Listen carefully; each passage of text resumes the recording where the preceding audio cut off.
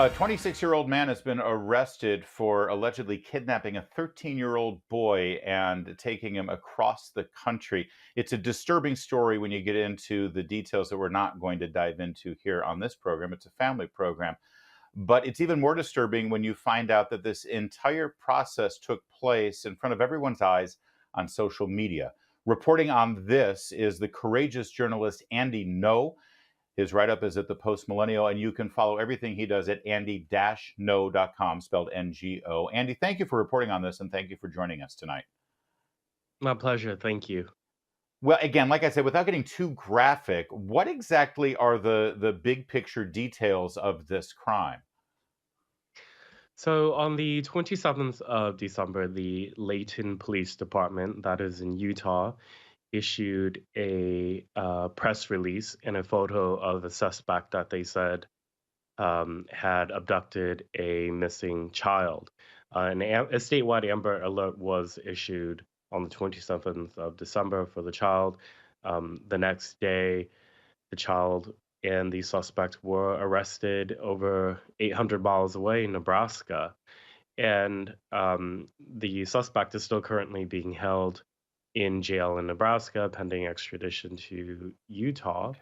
And I don't think he's been formally charged yet with state and or federal charges. However, because the photo was released by the police department, you could do some reverse image searches and find that image connected to a certain Twitter account.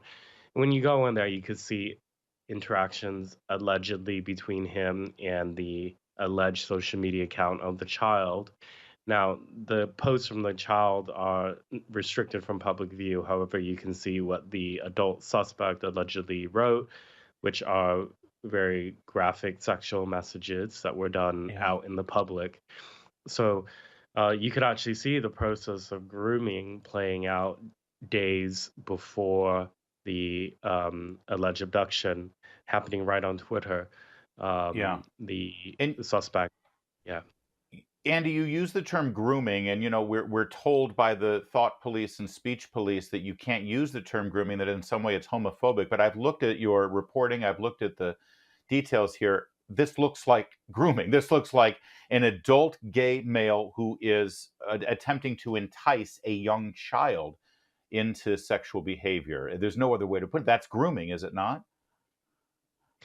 It is grooming, and I hate having to say the cliche that obviously not we shouldn't stigmatize gay people. I'm gay myself because there are these crimes, things that happen. But this is grooming, and there's no shying away from it. And these comments and pictures actually are still on the Twitter account that your listeners, if you look at my reporting, you can actually still Yeah. go on Twitter and see these posts yourself. There's pornographic material, and there's a suggestion also that the child may have sent that person sexual images of the child. So Yeah. this all happened on That's Twitter. I mean, we've known it's been happening anyways, but people who bring awareness to it are demonized in the press as anti-LGBTQ. I've been accused of that way recently by Media Matters and other activist despite the fact groups. that, as you just said, you're gay yourself. But I mean, that doesn't matter. If you're on the wrong side of a story, Andy, they'll call you whatever they want. And there was also this use of this term MAP, M-A.P, that this person, this suspect, utilized quite a bit, referring to himself as MAP, or saying he's got a MAP. MAP stands for minor attracted person. This is a euphemism now that's being employed in exchange for what we used to call it, a pedophile. So the suspect allegedly operated several Twitter accounts that interacted with the child. On one of them, he, in the profile description, uses the term map identifying. And MAP is a euphemism that we see activists and some academics use now as a euphemism to describe a pedophile. Some people view it as a legitimate sexual orientation that's just how they are and should be accepted that way. And Yes, obviously, they're there's a trying to lot of normalize pushback. it. Yeah, they're Yes, trying and to there's not obviously a just, lot of pushback. decriminalize it. They want to normalize it and just make it another, I guess, sexual preference, for lack of a better phrase. And sadly, we don't have enough time, but I really appreciate this vital reporting. As I said, he is fearless. Andy No goes to these stories and reports on them, and he is under the fire all the time. So please support his work at his website, Andy-No, spelled NGO, andy-no.com. Sadly, that's all the time we have tonight. We'll be back same time, same place tomorrow. In the meantime, I'll see you on the radio.